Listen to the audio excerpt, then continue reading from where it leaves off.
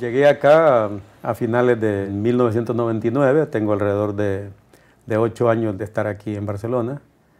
Yo soy salvadoreño y en mi país pues ha vivido una guerra de alrededor de 12 años, una guerra cruenta, han habido 75.000 muertos y esto pues deja muchas heridas en el pueblo y entre las familias, entre los sectores sociales. Por esas razones de ese conflicto tan fuerte que hubo, de un costo social muy grande, pues hay 2 millones o 2,5 millones viviendo en el exterior. Con las compañeras de trabajo, muchas veces que yo les cuento mi vida, ellas quedan bastante impresionadas. Creo que son cosas que cualquiera ciudadano o ciudadana catalana no es fácil que se las pueda imaginar. Hola chico, ¿qué tal? ¿Cómo estamos? Mira, es para confirmarte que llegamos con Fina el 11 de julio.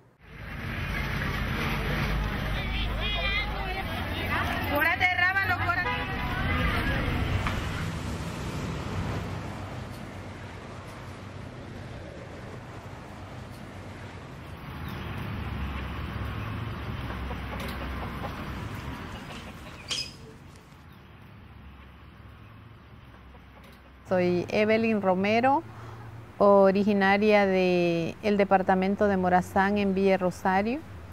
Estoy acá en San Salvador viviendo con mi familia, mi esposo, mis 2 hijas. Estoy muy pendiente de la realidad nacional, una realidad con mucha crisis, con muchas situaciones muy difíciles, especialmente para la mayoría de empobrecidos de este país. Es por eso que estoy viajando a Morazán a acompañar a las comunidades eclesiales de base que durante el conflicto estuvieron integradas a la lucha revolucionaria. No sé dónde va a estar por la lista. Comunidades que también estuvieron en el exilio y han regresado a repoblar lugares de Morazán.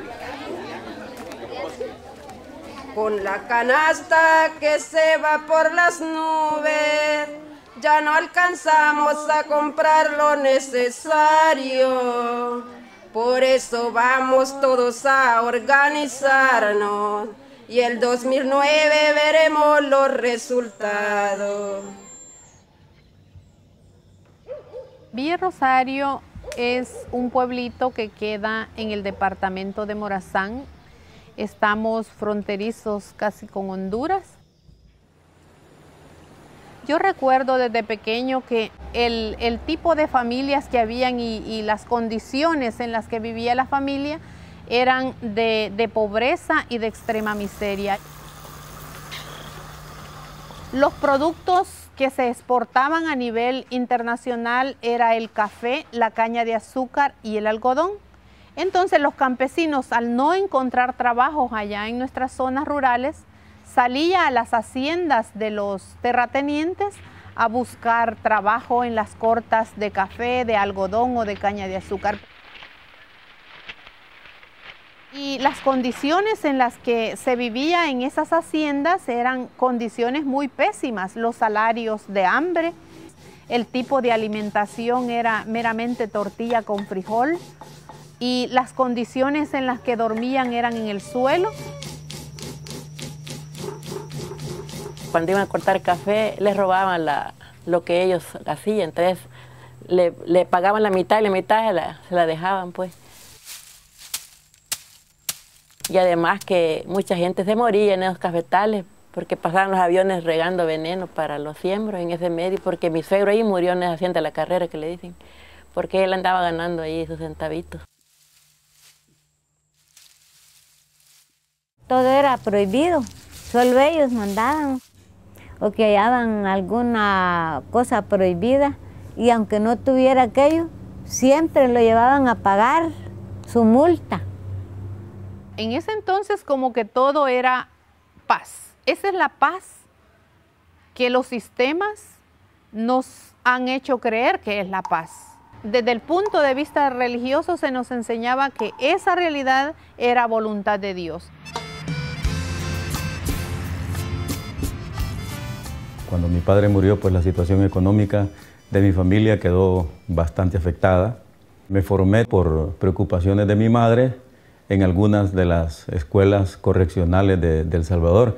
Y la última que mi madre buscó fue la de ingresarme al cuartel. Y la palabra quizás más acertada es que me podían corregir. Y entonces, después del cuartel, en la cual alcancé el grado de cabo, pues fue una carrera que se me metió en mi vida como una ilusión y creía yo en ese momento que era mi vocación. Entonces casi podía decir militar o militar.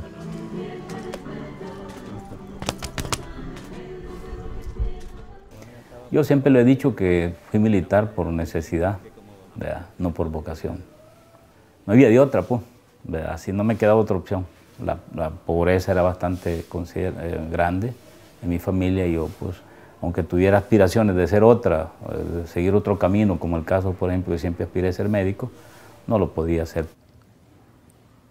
Cuando vino la guerra con Honduras, fui como comandante de sección y integré un batallón que le llamaron el Batallón de los Malditos. Yo no sé por qué le decían los malditos, es la realidad. Nosotros como soldados cumplimos con la misión y el deber que se nos había dado, pero también nos quedó una duda, ¿qué había pasado realmente con esa guerra? Aprendimos que la guerra es un acto irracional de determinados intereses que no les interesa realmente la vida de la población.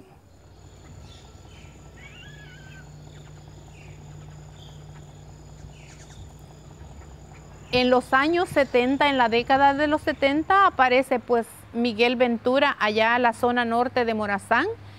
Miguel era el párroco designado hacia los municipios de Torola. Venía bien jovencito. Dijo que él lo hallaba como que era un castigo para él. Y no, dice que hoy entiende que fue una luz que el Señor le dio.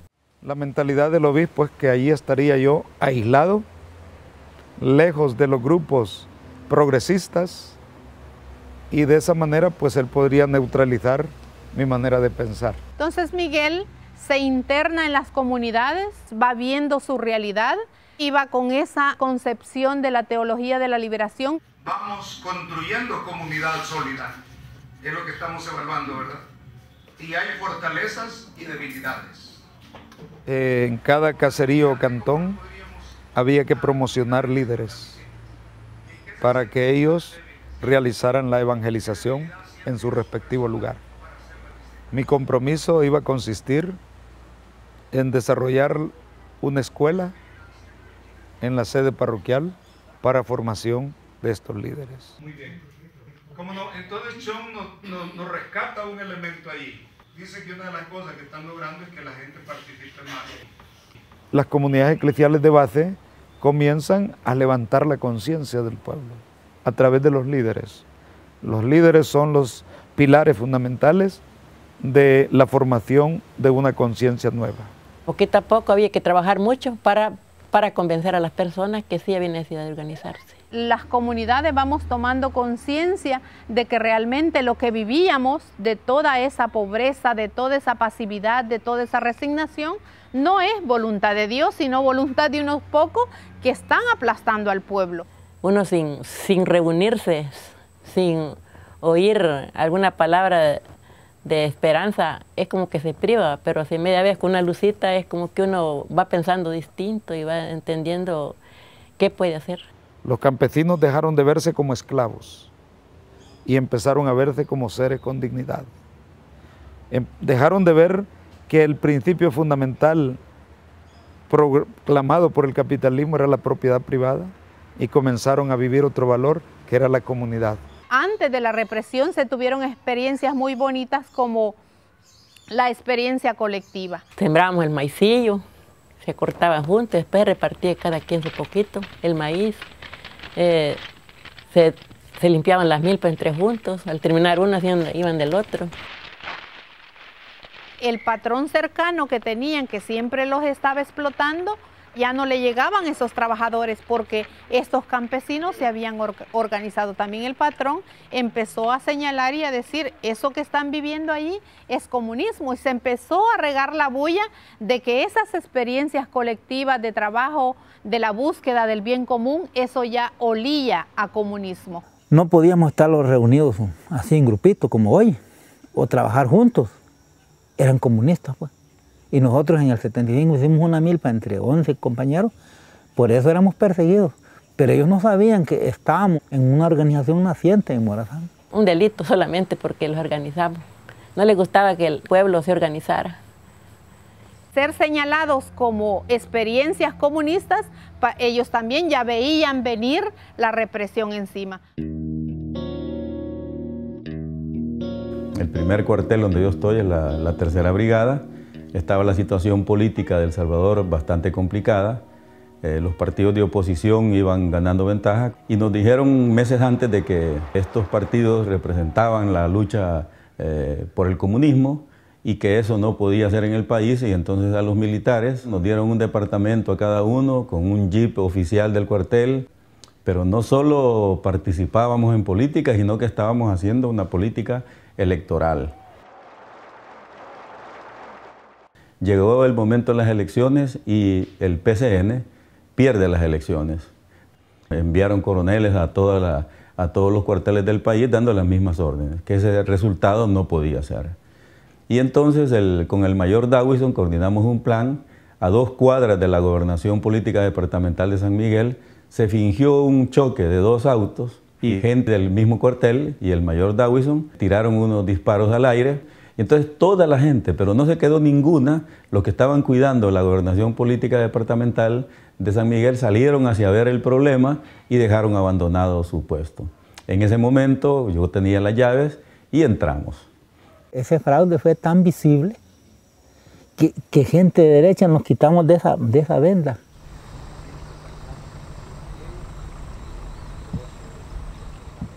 Creo que era la Semana Santa del 74, me visitó a Torola un miembro de la organización político-militar conocida como Ejército Revolucionario del Pueblo. El compañero que me visitó en el momento se llamaba Rafael Arce Sabla. Era un universitario con una personalidad excepcional y me visitó para plantearme la urgencia histórica de la lucha armada en El Salvador. Mi respuesta realmente fue que el incorporarse y envolverse en una lucha de naturaleza era una decisión personal. No se trataba de que porque yo tenía influencia sobre la gente, debía aprovechar mi influencia para hacerlos militantes, ¿verdad?, de una organización. Entonces planteamos que tuviésemos una reunión con todos los líderes y ese fue el inicio de una participación de los pobladores del norte de Morazán en la lucha político-militar. La Biblia dice no matar más, pero los ricos no dicen eso, pues. Los opresores nunca han respetado eso. Desde El Salvador, Centroamérica. En las comunidades cristianas esto no era muy congruente, pero precisamente la violencia del Estado contra la población campesina lo que hace es detonar y hacer que jóvenes, ancianos, ancianas, hombres y mujeres se incorporen a los nacientes campamentos guerrilleros. No se organizó la gente que supuestamente era contraria al gobierno en cuestión electoral, ¿va? Algunos sí, pero la mayor parte del grueso de guerrilleros de Morazán fueron de gente católica, conservadora. Se organizaron, ¿verdad?, el 79. Y pues sí, yo no me gustaba, ¿verdad? Les decía yo que por qué llegaban tan de noche. Que yo pensaba mucho porque al fin me dijeron ellos que era que estaban organizándose para luchar. Pero ¿qué van a luchar? Le digo yo, sí, que eso es malo, la guerra. No, mamá, me dije, es que la lucha se va a hacer, me dijo todo el mundo. Y él dijo, mi hermano dijo una tarde en la casa de escuela, dijo, yo dijo, no sé cómo voy a morir, si voy a morir quemado, si los sopes me van a comer, dijo, no importa, dijo. pero mis hijos, dijo, mis nietos que tenga, dijo, ustedes van a ver, lo que queremos es ver un pueblo nuevo, dijo, una nueva sociedad viviendo diferente, no como la vida que tenemos, dijo él. Así es que yo no sé cómo voy a morir, pero esa es mi decisión, dijo. Y cabal, él quemado murió en la Villa El Rosario. Allí lo mataron y allí vivo todavía. Él pedía agua y dice que le tiraban gasolina y le ponían fuego. La gente no se va a incorporar a la guerrilla por una desesperación o porque no tengo otra salida, no tengo otra alternativa. Hay mucho convencimiento. Y la formación cristiana va a dar a la población del norte de Morazán niveles de resistencia heroicos, lo cual se va a constatar en el acontecimiento de Villa El Rosario en octubre del 80. Pero mamá, usted es católica, me dice. Escuche usted, me dijo a las 8 de la noche a Monseñor Romero, me dice, orientando el pueblo. Mientras hay este desorden espantoso, hermanos, no puede haber paz. El derecho de organización nadie lo puede violar. La represión que quiere deshacer los grupos organizados hace muy mal, porque la organización es un derecho humano que nadie lo puede violar. No esté el asunto en reprimir una manifestación que va pidiendo tal vez cosas justas, sino en oír qué dice. Dios va conmigo y si algo me sucede, pues estoy dispuesto a todo. Y está contenido en un informe que se llama el Informe de Santa Fe. Es que de esta visita que hizo este funcionario de gobierno norteamericano a Sudamérica, es que el adversario más peligroso para los intereses norteamericanos lo constituía la iglesia popular, la iglesia del pueblo, y por tanto la teología de la liberación. Y el compañero, pues, Juan Ramón Sánchez, lo acribillaron y lo asesinaron. Al hacer registro de sus documentos, de su documentación, pues encontraron una nota que era para mi persona. También el padre ha sufrido, igual que nosotros, porque una vez lo apresaron. En ningún momento me explicaron así por qué me capturaban. El primer sentimiento que uno tiene es de soledad, sentirse solo. Y por supuesto, la convicción que uno tiene es que va a ser asesinado. Esa era la estrategia para hacerme hablar, es decir, contestar a las dos preguntas. ¿Verdad? Contestar a las dos preguntas: ¿dónde están las armas?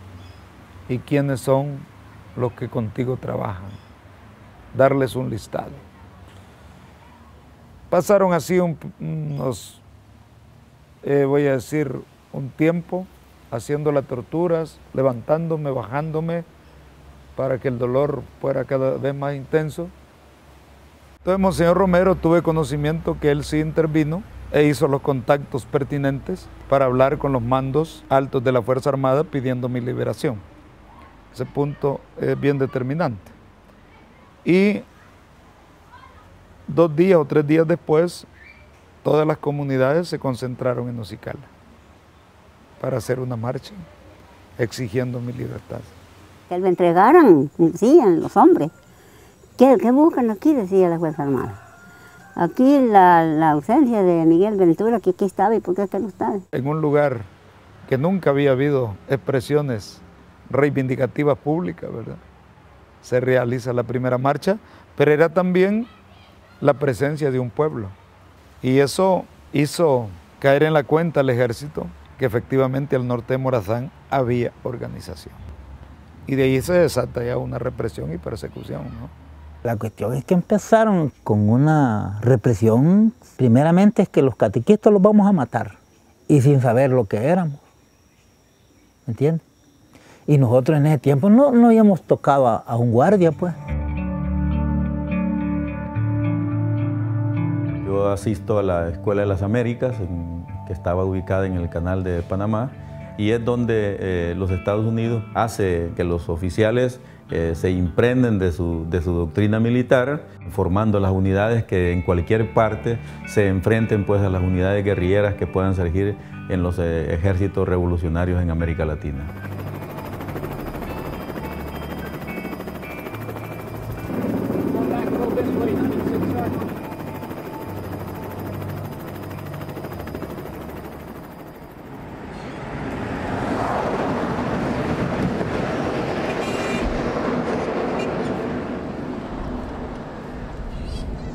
Y desde ese ser cristiano, desde esa práctica de búsqueda del bien común, empieza también a analizarse que no somos una isla, que es el país el que está viviendo en esta situación. Se toma conciencia de la realidad nacional, de la injusticia social que se cometían, y es donde se empiezan las movilizaciones también. Cómo el campo se traslada a las calles de San Salvador, a la par de estudiantes, a la par de obreros, a la par de mujeres de los mercados, y se empieza a pedir justicia. Me decía, mamá, vamos a salir. ¿Para dónde? ¿Qué vamos a ir a San Salvador y qué van a ir a hacer? Vamos a ir a una manifestación. Pero no le voy a decir a nadie que por dónde andamos. El auténtico cristianismo, vaya, la palabra del mismo Maestro Jesús va. Jesús fue rebelde. Jesús no vino aquí a respetar reyes. Vino a denunciar. ¡Hasta la victoria siempre! Probamos por la movilización, pero nos empezaron a reprimir y a perseguir. No lo reprimían cuando nosotros no éramos personas que pensábamos. La represión, digamos, la provocamos cuando despertamos. La represión con un pueblo dormido, no, ¿para qué? Pues? Si flores les tiran, flores hay que devolverles. Y si balas nos tiran, hay que tirarles balas. Yo quisiera hacer un llamamiento de manera especial a los hombres del ejército. Hermanos, son de nuestro mismo pueblo. Matan a sus mismos hermanos campesinos. Y ante una orden de matar que dé un hombre, debe de prevalecer la ley de Dios que dice no matar. Una ley inmoral, nadie tiene que cumplirla. En nombre de Dios, pues, y en nombre de este sufrido pueblo, cuyos lamentos suben hasta el cielo cada día más tumultuosos, les suplico, les ruego, les ordeno en nombre de Dios, cese la represión.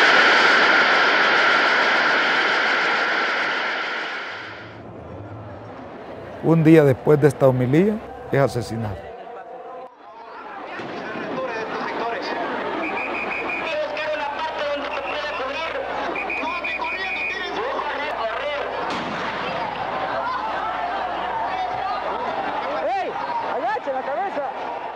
Después de eso fue cuando ya se levantó el pueblo más fuerte. Todos los días aparecían muertos en las carreteras, muertos, por ejemplo, personas decapitadas que aparecían en fila 10 cadáveres y adelante aparecían sus cabezas ensartadas en postes o en estacas para dar terror a la población de que no siguiera en esa organización. Sin embargo, el pueblo continuó. Los que estaban con su fuerza era agarrar las armas, ¿verdad?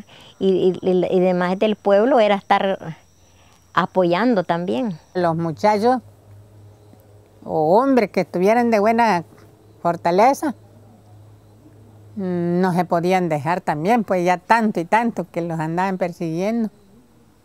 Pensaron organizarse. Primero, incluso me mandaron a poner unas bombas de propaganda sin arma. Después, a tomas de emisora ya con una pistola. Pero ya para defenderse.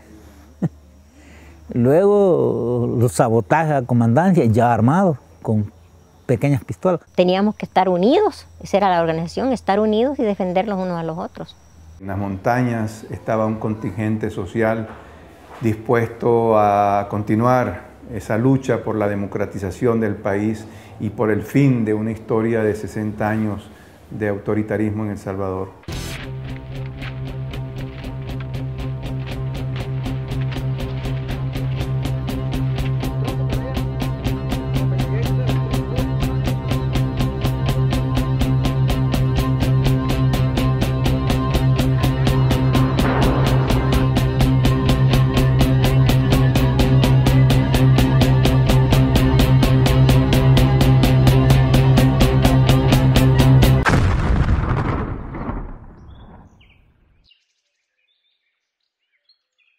el primer operativo más grande al inicio de la historia de la represión en la zona norte de Morazán, el operativo llamado Tierra Arrasada. Se sabía de que venía un gran operativo. Que no iban a dejar nada. Toda gente que encontraban y hallaban las viviendas en los trabajos las iban terminando. Cuando pasó por Zacualpa hizo desastres allí también. Allí mató un montón de familias. Y un señor Adrián Orellana con todo y familia. Un señor Abdulio Martínez con todo y familia. De los que yo conocía, ¿verdad? Dijimos, si no los vamos de aquí, vamos a morir. Y como allí no perdonaban a nadie, iban dejando a tierra arrasada, ¿verdad? Tanto animales, cultivos, casas, personas, de modo, como dice, dejar sin nada el país. Entonces lo quisimos agarrar todos para la Villa Rosario. Me fui a la Villa del Rosario, porque era el único pueblo que no tenía ejército. Y lo fuimos, mire, para la Villa, ya solo me fui con el esposo mío y un niño que tenía. La gente ya preguntaba que de dónde éramos nosotros, que qué andábamos haciendo, que para qué lo habíamos salido de nuestro cantón, que cuáles eran los motivos. Yo les contestaba que por el bandeo que tenía la Fuerza Armada. Unos estuvieron en la iglesia, otros en casas particulares, otros en el grupo escolar. Van entrando por grupos, por cantidades. Yo recuerdo a lo mejor al final fueron alrededor de 3.000 a 4.000 personas que entraron. La mayoría de la gente los recibió de ahí en la misma población, pero algunos poquitos sí no estaban muy de acuerdo. Nos decían que nosotros quedamos ahí por nosotros, ellos iban a morir también.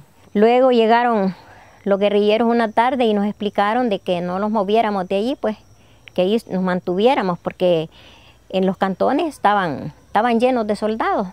No podíamos regresar porque nos iban a matar. Cuando recibimos a esa gente, nos tocó empezar a recaudar lo que se necesitaba para que esta gente sobreviviera. Tan solo podíamos dar una vez al día una tortilla con un poquito de sal.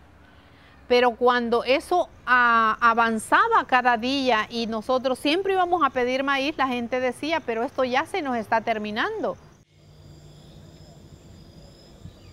El ejército revolucionario tuvo algunas valoraciones que si ellos se mantenían en resistencia, podía haber un fracaso mayor de aplastamiento, no solamente de ellos, sino de todos sus familiares, que eran los que estaban refugiados en la Villa El Rosario.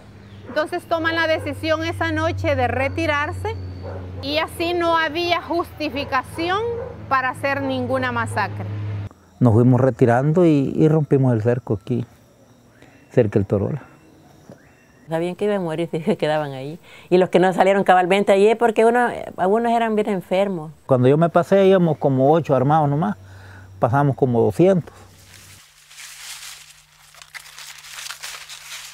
Pues después, como los 3 días, dijeron que iba a entrar la tropa aquí al pueblo. Entonces nosotros los fuimos huyendo, porque los podían fregar. Como andaban unos conocidos y los conocían a nosotros. Bueno, yo les dije a la hija y la mujer, andábamos 12 juntos. Y entonces, salgamos de aquí, le dije yo, porque no los van a matar estos aquí, al entrar al operativo. Los mataron, que más de algunos le dije, nos va a poner el dedo. Pues sí, porque éramos guerrilleros.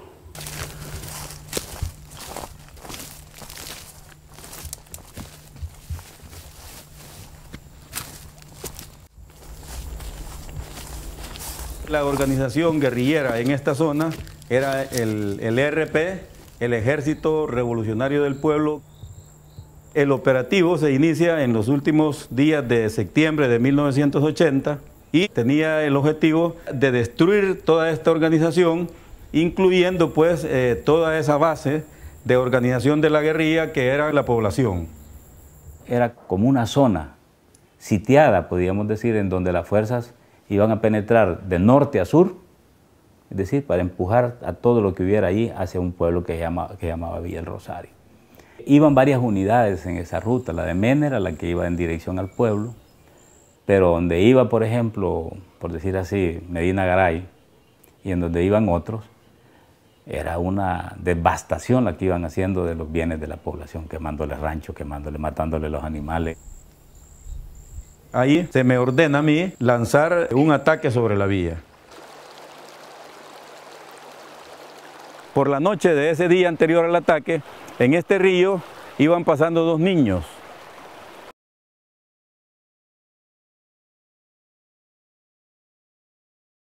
Entonces, claro, yo con este niño pasé hablando muchas horas y me dio una información que contrastaba esta información con lo que yo tenía. Me dijo que ya en la villa no habían guerrilleros armados y que lo que había era miles de gente que tenían muchos días de no comer y estaban concentrándose como refugiados en la villa. Pensé mucho en aquella acción de un teniente que fue enjuiciado en Vietnam porque hizo una masacre de una aldea. Le dije por radio que tenía una información que me tenía preocupado y el comandante a mí me dijo, usted ya tiene la orden y cúmplala y no tenemos que andar discutiendo nada. También el operativo llevaba un doble sentido. Uno era que la unidad de Mena fuera capaz de participar en un acto represivo. Cuando Mena llega, yo me doy cuenta que existe una oportunidad. Un oficial progresista de ese momento, yo recuerdo que Mena me dijo, yo voy a ver qué puedo hacer. Porque hablamos claramente, mira, aquí va a haber una masacre. La Fuerza Armada pensaba de que aniquilando parte de una población, la población iba a tener temores y no se iba a meter a favorecer a la guerrilla. Tanto la aviación como la artillería estaban mimando en el momento que yo las necesitara. Cuando yo subo acá y veo que todo esto estaba fortificado y no había ninguna situación, pues nada más les dije que mantenía todavía el fuego de apoyo bajo mi mando. Imaginen lo que iba a pasar la aviación tirándole bombas a un pueblo. Pues. No habíamos tenido resistencia, lo cual me decía que posiblemente podían estar en alguna emboscada. Ordené que las otras unidades avanzaran. Luego después también nosotros iniciamos el avance hacia la otra línea de control que era luego después de la cancha de fútbol. Y así íbamos sabiendo por poquitos que ya iban acercándose al pueblo. Pero ¿para dónde los íbamos a irse? No había más para dónde que esperar la muerte allí. Estábamos acongojados, rezando y orando. Y lo que los quedaba era llorar nomás porque era mucho el milagro de Dios y nosotros nos íbamos a defender. Yo creí que los íbamos a morir, pues. Porque yo tengo miedo, le dije, ¿qué voy a decir? Tengo miedo que me maten. Un niño de los míos, que era el más chiquito, ese niño se enfermó, se tapó del estómago, del miedo, del susto. Yo tenía un hijo que andaba organizado, mi esposo, pero yo igual tenía el mismo problema. Porque así como lo perseguían a él, me perseguían a mí y mis hijos que estaban pequeñitos.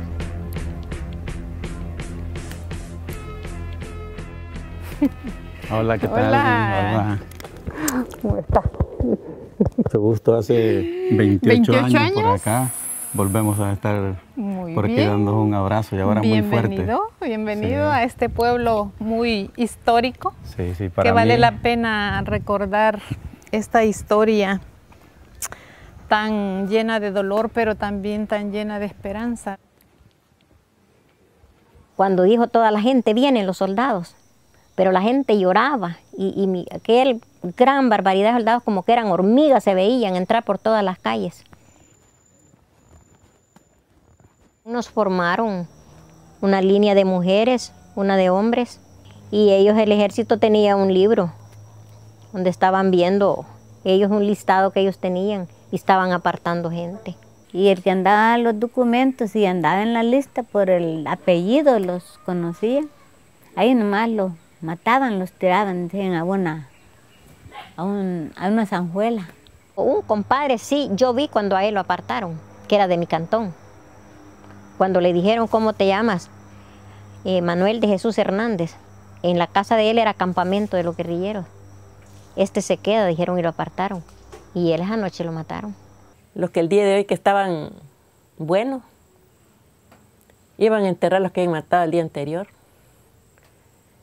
Y los que estaban el día de hoy iban muertos el día de mañana, desde que unos con otros se enterraban. Y en la noche mataron a alguna gente de la que apartaron. Porque como nosotros nos encerramos y dijeron que nadie saliera. pero se oían los balazos. La información que nos había dado el mando estaba contractuada con la información que había dado un niño, porque el niño me dijo exactamente lo que tú estás contando y lo que aquí había. Pues yo comprobé también de que realmente lo que habían eran puros niños, mujeres, ancianos, campesinos. Enfermos, mujeres embarazadas y también señoras recién criando. Traté de convencer a los oficiales y por último, pues como los militares no somos solo de convencer, sino que damos órdenes, pues yo también ordené que hiciéramos el plan que yo estaba pensando y que yo estaba planteando. Desde el momento que ella entró empezó a ver de que no era gente armada, porque según el informe es que todos los que vivían en el Rosario eran guerrilleros, pero gracias a Dios la cosa, el que venía al mando del operativo, que era el capitán Mena Sandoval, él logró más o menos darse cuenta de que no eran guerrilleros. Todavía en realidad tenía temor de que más adelante fuera como una estrategia y hubiera una resistencia y las cosas las veníamos haciendo a nivel militar con mucho cuidado. La señorita Evelyn Romero recogió víveres allí por las casas. Y llegaba a dejarlos, como éramos bastantes los que habíamos en la iglesia, una pailada de arroz y de tortilla. Ella solo partía la tortilla y lo daba la mitad cada uno, cucharaditas de arroz, como era bastante la gente. Nos manteníamos con maíz, con lo necesario para poder darle el sostenimiento a tanta familia que había aquí en el Rosario. La gente medio salía con temor a agarrar el pedacito de tortilla para regresar a su lugar. Fue entonces cuando usted llega y dice, buenas tardes, yo quiero hablar con las personas que estuvieron repartiendo las tortillas allá afuera. Y yo sentí en su persona una preocupación y empecé yo a decirle, tenemos ya varios días que la gente sufre hambre. Entonces usted inmediatamente dice, aquí vamos a ver qué podemos hacer. Y usted empezó a llamar, a pedir víveres para la gente. Mejor mandé yo, dijo, una orden de que me mandaran unos helicópteros, dijo, con comida. El día siguiente los helicópteros cayendo con muchos sacos de arroz, de frijol, de maíz, aceite. Fue como una bendición de Dios porque realmente no esperábamos eso del ejército que venía y nosotros esperando que era a aplastarnos que venía. Aunque al inicio yo realmente, voy a ser sincera, no confiaba plenamente. Y usted me estaba explicando, este es arroz, estos son frijoles, pero de repente yo muevo así un poco la cabeza y veo un cuarto donde habían unos capturados. Y yo eso a mí me dolió tanto y dije, ¿y esto cómo es? Quedó tontito de los grandes golpes que le dieron. Quedó enfermo de la mente el muchacho. Francisco Carrillos. ¿Cómo es posible que con una mano se torture y con la otra se dé comida? Entonces usted se puso rojo y me dijo, yo quisiera que usted me entendiera. Yo allí, hasta en ese momento yo me di cuenta todo lo de la orden de acabar con el pueblo, lo de cómo usted había empezado a sentir que no tenían que matar a toda la gente, que esto que veníamos haciendo no era justo. Hemos recorrido cantones y caseríos y he visto en qué condiciones ha vivido la gente. Realmente esta gente nos pide pan y nosotros lo que damos somos balas. Pero no se preocupe, me dijo usted, esa gente que usted vio capturada va a salir. Y me dieron unos jugos para tenerlos listos cuando él saliera. Y cuando lo vi yo cómo iba, hasta morado iba. El coraje de lo que habría estado embrocado. Y las manos bien inflamadas. Yo entro aquí a este templo, traté de hablarle a la gente, pero la gente no me oía, la gente me miraba cada vez con más odio. Y entonces había un asistente a mi padre y yo le dije, dame una ración de comida. Porque quería hacer un gesto porque ya no soportaba las miradas de toda la gente. Se acercó un niño así, entonces yo le di la comida, con todo el cariño que te puedas imaginar. Y de repente vino la señora, lo aló con mucha violencia, que yo me sorprendí, Le quitó la comida y además la sacó y la empezó a tirar a las paredes.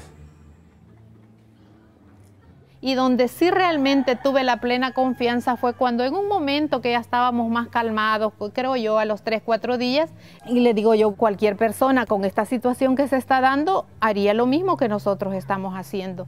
Pero no es que están ya organizados ustedes con la guerrilla, no, le digo yo. Entonces me dice usted, es falso el informe que nos han dado. Y me extendió un papel. Bueno, empecé yo a leer, el primero era Tony, de ahí mi otro hermano Noé, y después seguíamos todos los del grupo.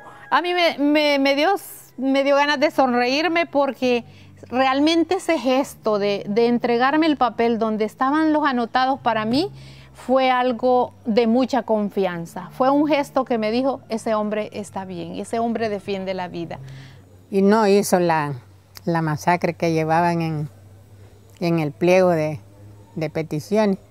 Ya reconocido dijo que esa orden no la iba a cumplir, porque le dolió el corazón, dice, que su mamá era católica y también sentía él que él no lo estaba haciendo bien. Si Dios no hubiera hecho presente el corazón de él, a saber qué hubiera pasado. Quizás no hubiera habido ningún sobreviviente en ese lugar. En el caso del capitán, el Señor lo tocó. Si Mena no hubiera evitado esa masacre, allí los iban a dar a nosotros un golpe. Lo que no hicimos aquí, esa matanza que nos fue, quizás representa en gran parte la derrota del plan contrainsurgente de los Estados Unidos y de El Salvador acá. Era realmente la base, los hijos de los excombatientes, y muchos de esos niños de la villa fueron combatientes. El éxito del operativo, del precedente, del antecedente, para que la gente no siguiera integrándose a la guerrilla, no se dio. Los sucesos de la Villa del Rosario, el operativo militar de 1980 en octubre, fue un fallido intento por parte de la Fuerza Armada de aniquilar un movimiento social que iba en crecimiento, y lejos de apagar la llama de la lucha social, los eventos de octubre lo que hacen es que son un elemento catalizador. Radio Venceremos, voz oficial del Frente Farabundo Martí para la Liberación Nacional, inicia la emisión de esta hora saludando a la clase trabajadora salvadoreña. Nuestro bautismo, por decir así, revolucionario, nuestra decisión trascendental como militares, como oficiales, estuvo en Perquín y en el operativo de octubre sobre la Villa del Rosario.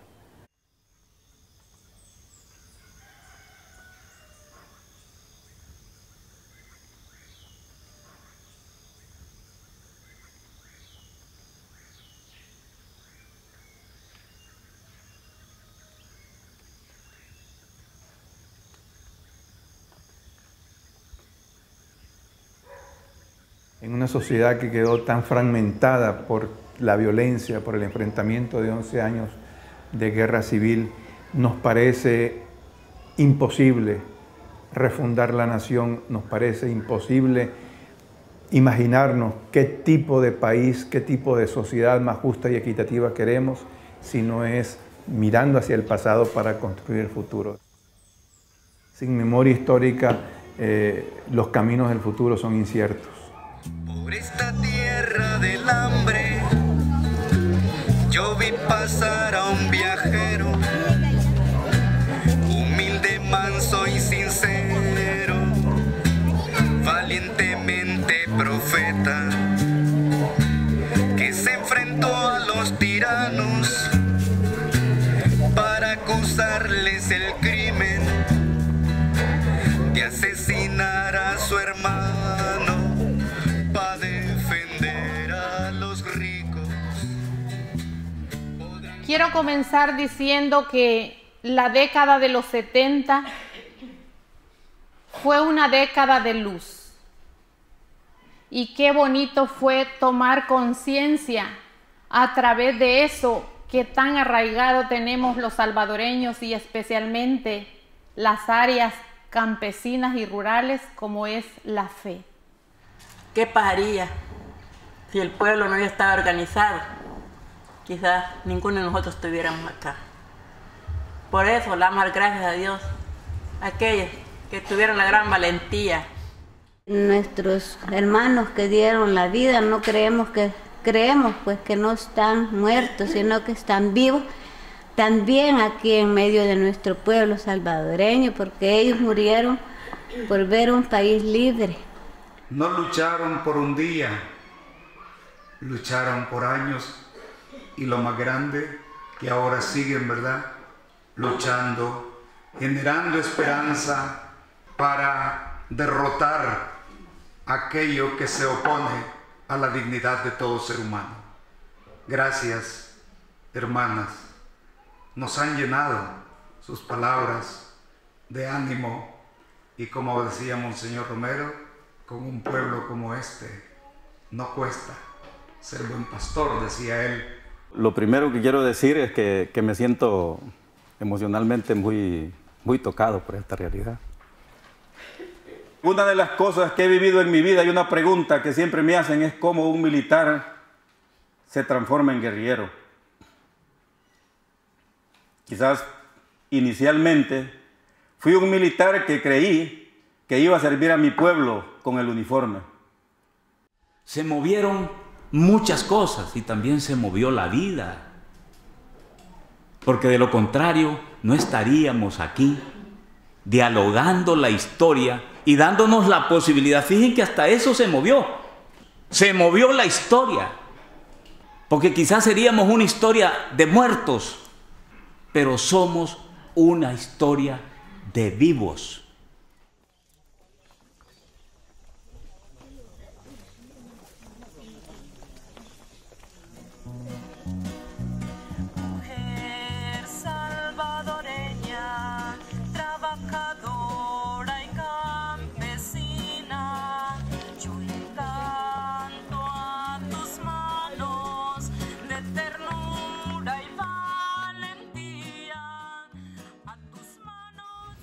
Jamás, compañeros revolucionarios, olvidaré este día en que aquí estoy con ustedes. Jamás olvidaré el 10 de enero y jamás, créanmelo de corazón, que en ningún momento me he arrepentido y me arrepentiré de la decisión que tomé. Aquí, al lado de ustedes, estoy defendiendo al pueblo. Allá estaba defendiendo intereses particulares.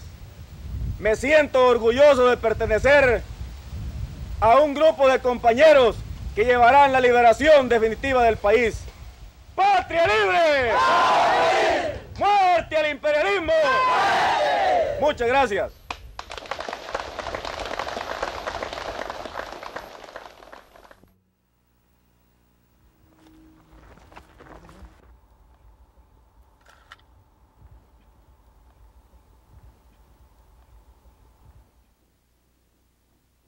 Nunca prácticamente el ejército ha estado del lado del pueblo, pues ha estado del lado de resolver los problemas como institución, como ejército.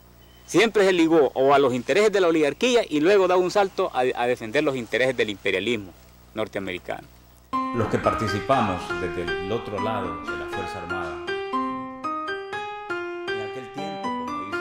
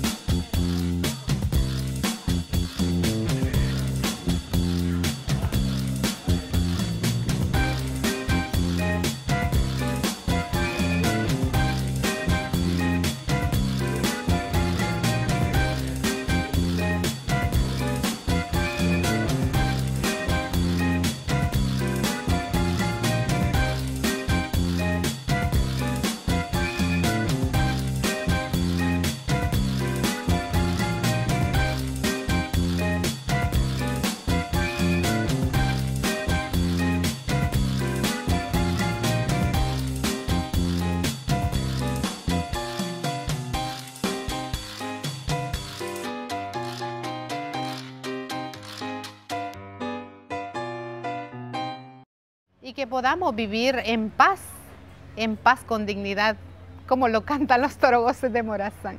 Lo que queremos, justicia social, todo el pueblo espera paz con dignidad. La guerra, las armas, nunca en El Salvador y ojalá que nunca en el mundo. Las fuerzas vitales de un pueblo tienen que rehacerse en un contexto, ¿verdad?, muy adverso.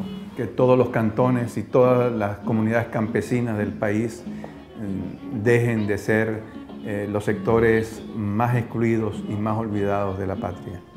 Que nuestros jóvenes se proyecten y retomen el ejemplo de nuestros héroes y mártires y hagan realidad el sueño de ellos. Que no los cansemos de denunciar todos estos hechos que no son cristianos, que son injustos. Que estemos en paz todos, y por eso murieron bastante gente. Yo quería ver, pues sí, la libertad. Y lo que queremos nosotros es salir de esta pobrería. Encaminar a los jóvenes, contarles la historia, lo que hemos sufrido, lo que ha costado sangre. Y hay que inyectarle a las nuevas generaciones para que esos cambios que son necesarios, poco a poco se vayan mejorando. La integración del pueblo en una sociedad no excluyente. Trabajar y concientizar a la gente, pues. El cambio viene, pero la paz no la haría una sola persona, la haríamos entre todos. Tenemos la esperanza que va a cambiar. ¿Y usted qué dice?